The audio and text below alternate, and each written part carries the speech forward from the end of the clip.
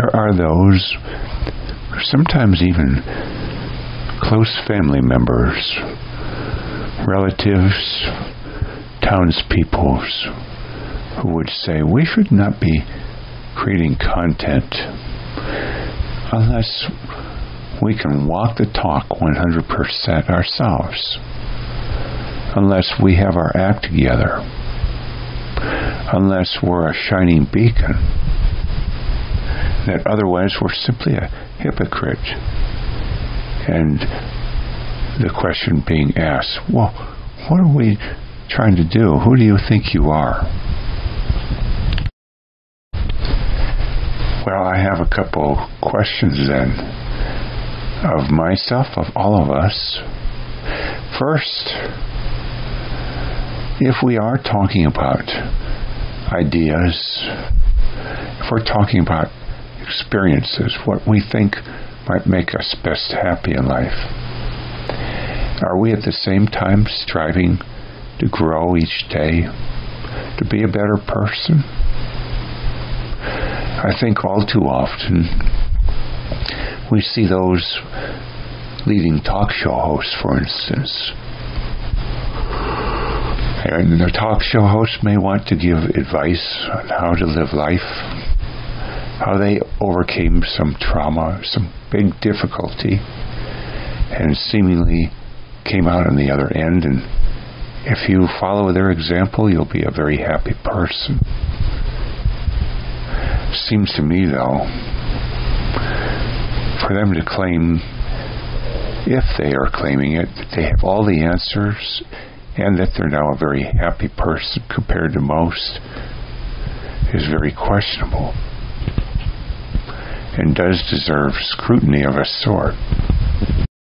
I come back then to the question, is the person growing who is saying anything in front of a microphone or on paper, in front of a camera, or in person? One might think, yeah, of course, everybody's growing. Don't we all have experiences? Isn't everything grist for the mill? But here's the question. Can the person be so busy conducting the show, writing the material, that they never take time to do what is essential to grow? Like the philosopher Camus said, many of us, if not most of us, are afraid of being in a room alone with our thoughts.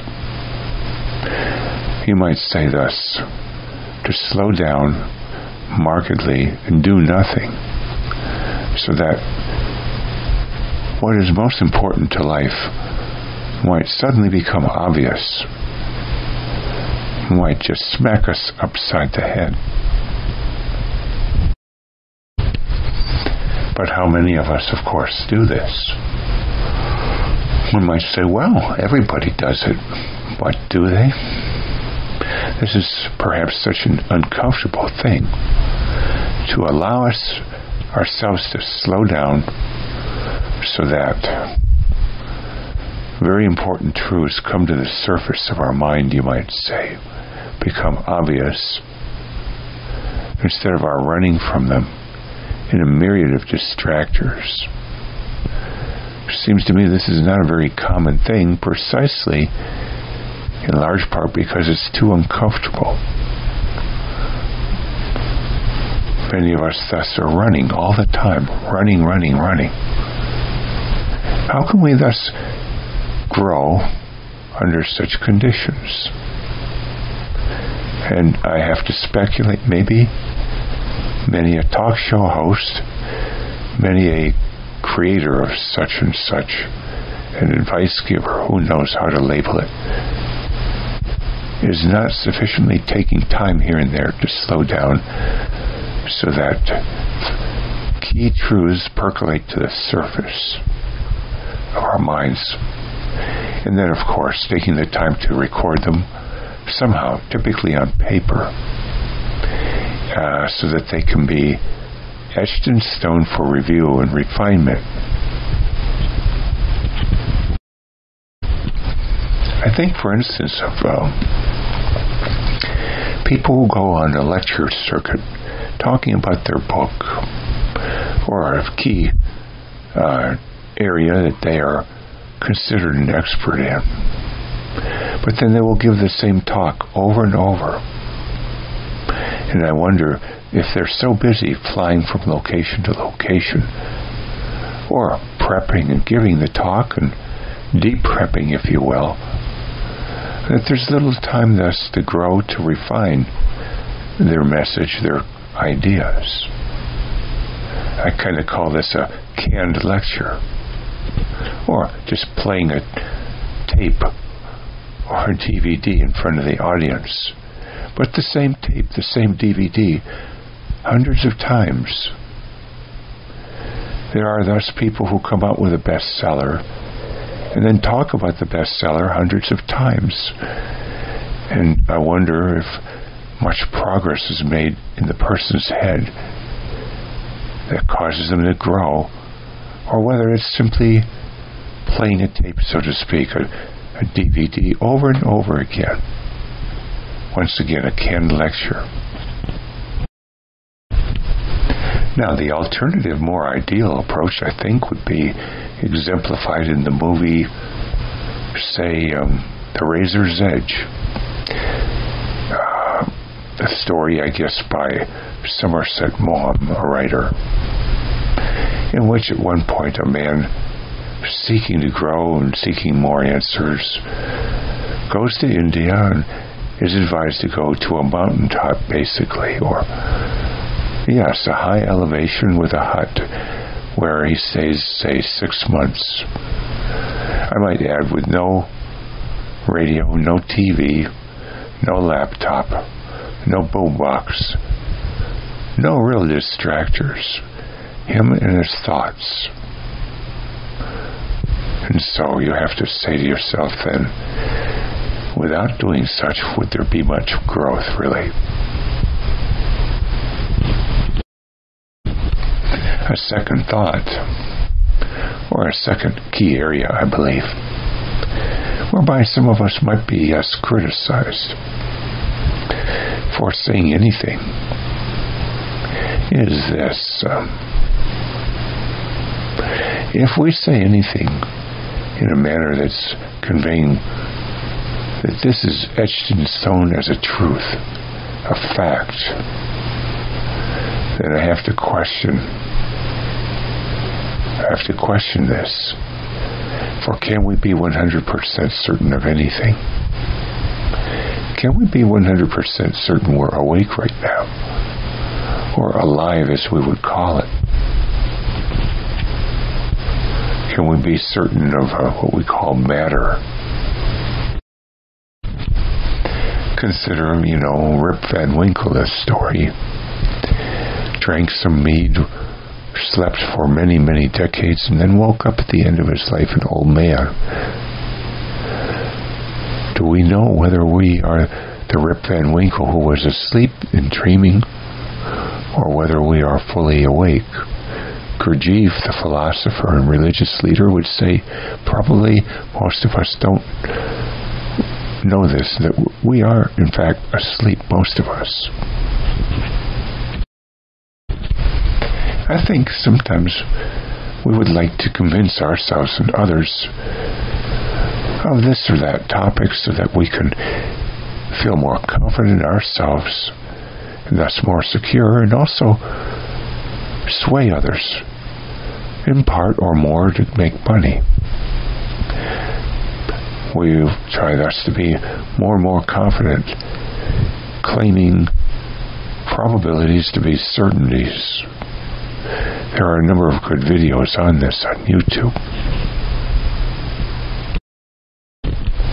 I think thus this to be two key areas that we may receive criticism on, even the word hypocrisy flung at us. To say, first of all, that we have all the answers when we're not taking some time, preferably each day, to grow.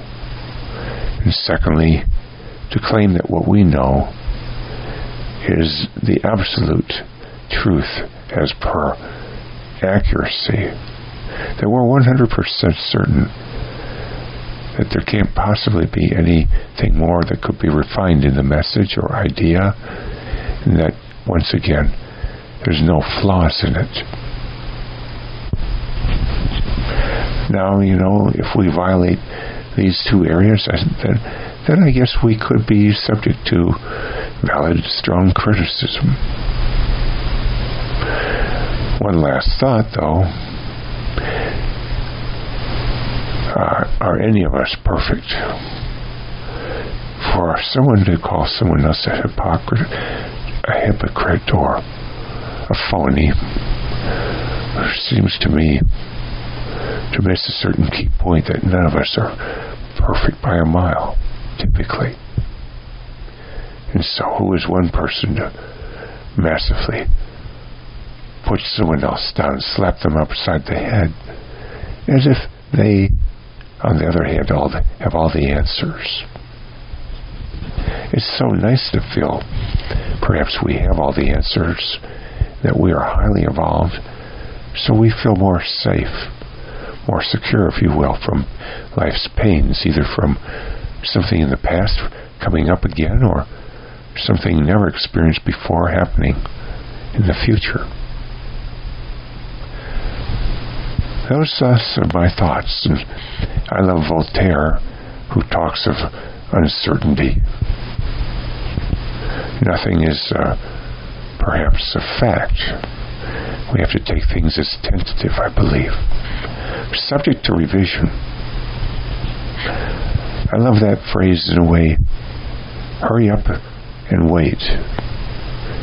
That just pops in my head. We may want to think we've arrived in life, so we feel more secure, more safe. It's a more tenuous thing, a more insecure thing to say we can't be certain of anything.